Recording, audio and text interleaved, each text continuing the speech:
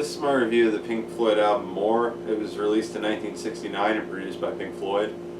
So this album is a soundtrack. It was made for, I think the film was, the film from the movie More, which I've never really heard of other than through this, and I've never seen it or anything, so I don't really know anything about that. This was the last Pink Floyd studio album I got, actually. That wasn't really intentional, from what I can remember. I think I just could never find this anywhere. I could also never find Obscured by Clouds at stores. I think I got the rest of them either from stores or like a few of them I got for Christmas, so I don't know where those came from exactly. But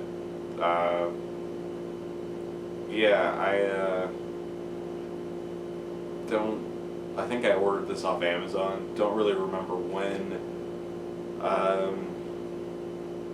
I used to listen to it when I wrote papers, so I remember that. But this at first I just kind of thought this album was generally kind of forgettable, and it definitely wasn't one of my favorite Pink Floyd albums. Wasn't one I went back to a lot. But my opinion of it's definitely gone up a little bit. It's still, I think, kind of an uneven album. It's got some parts that are a little bit boring, but it's also got like some great moments on it.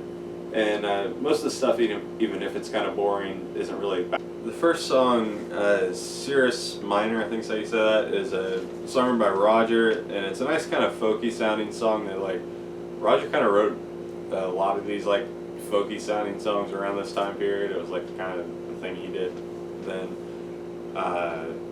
But yeah, it's a pretty cool song. I think was on. I think this one was on Relics. I can't really remember exactly. I'm going to talk about Relics next week. But that I actually had before this album, so it has, I think, like 2 of the songs, maybe this and another one. And so I became kind of familiar with those songs through that first, and I always liked it, but it's kind of got this cool like organ outro thing that just sounds really cool, and so it's a pretty cool song. The second song, the Nile song, is another song by Roger. This one, I know a lot of people who don't like this song. It's kind of a like weirdly heavy song for Pink Floyd, which like I said, this was on Relics also, so I kind of became familiar with it through that. And I don't know, I've always liked it. I think it's just cool to hear them kind of play like this, and I don't know, it's just kind of, it's got some cool guitar in it, and it kind of does his like Ginger Baker impression. It's not, I mean, like, I'm kind of glad that they only did it, well, they do it one more time on this album. I'm glad they didn't do it a lot, but it's cool here. The third song, Crying Song, another song by Roger, but this is another like acoustic folky song. And it's cool. It's got this one like little kind of like guitar like riff thing that keeps repeating that I like. The fourth song, Up to Khyber, I think that's how you say that. It's another instrumental. This one was written by Rick and Nick, and it's kind of a lot of keyboards and drums. And it almost sounds like something that could be off Piper. Is kind of what it reminded me of. And it's, I don't know, I like it, but it's, I think, one of those things that you have to be into that sort of thing to like the song. The fifth song, Green is the Color, is probably my favorite song on the album. It's this really nice like Roger ballad. It's got a really cool vocal from Dave, some like nice tin whistle, I think it is, that Nick Mason's ex-wife played. It's a pretty cool song all around, and probably the one to go back to the most from this album. The sixth song, Cymbeline, was kind of the song that stuck out the most the first time I listened to the album. It's another song written by Roger, and it's just kind of this, it's kind of a different sounding song. I don't know, it's catchy, but it's just kind of got this like darker, like weird, moody vibe to it. It's a good song though. The seventh track, Party Sequence, is an instrumental that's kind of just like mostly bongo drums is what it sounds like, but it's pretty short.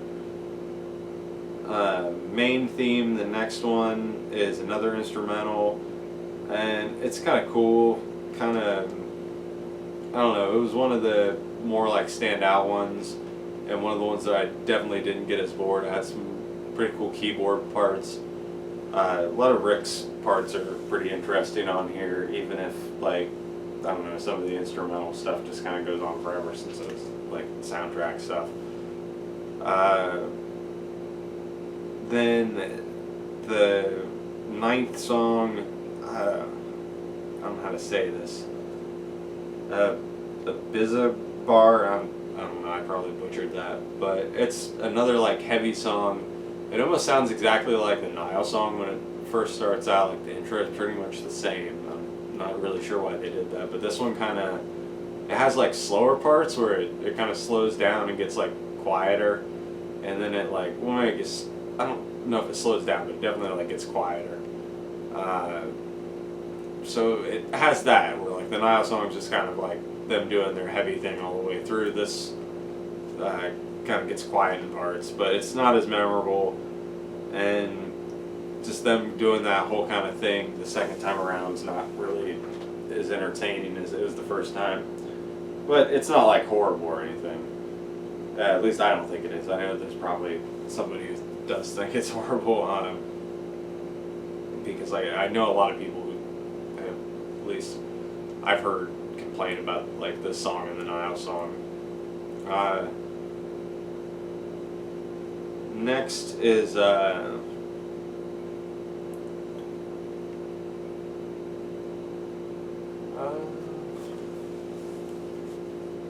read my own handwriting. Oh, next is More Blues. It's an instrumental.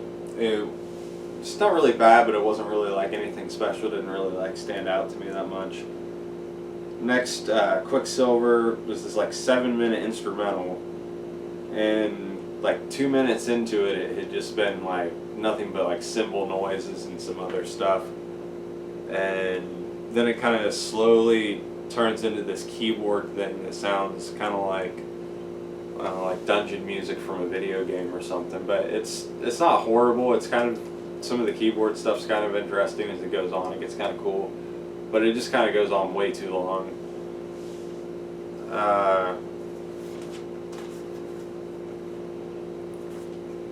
Next is a Spanish piece, which is like little Spanish kind of sounding instrumental by Gilmore, and it's not bad. It's just pretty short.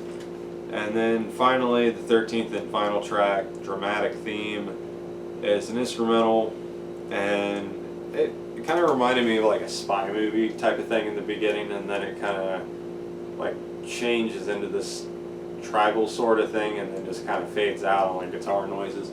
It's pretty cool. Not a bad way to end the album. So, like, More as a whole, I think I would give it a 3 out of 5.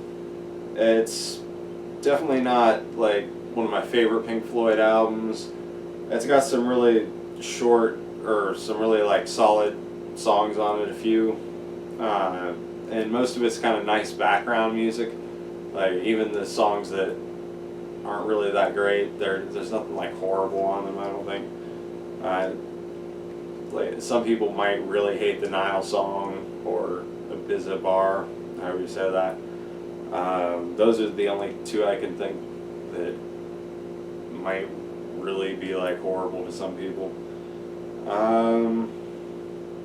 Yeah, definitely not one that I've listened to a lot. Like definitely, like after I got it, I think I listened to it probably like once and then didn't listen to it again for months. But now I kind of go back to it a little bit more since I've gotten tired of some of the other Pink Floyd albums. So it's kind of one of those albums, like it's good background music, but not something I go back to a whole lot.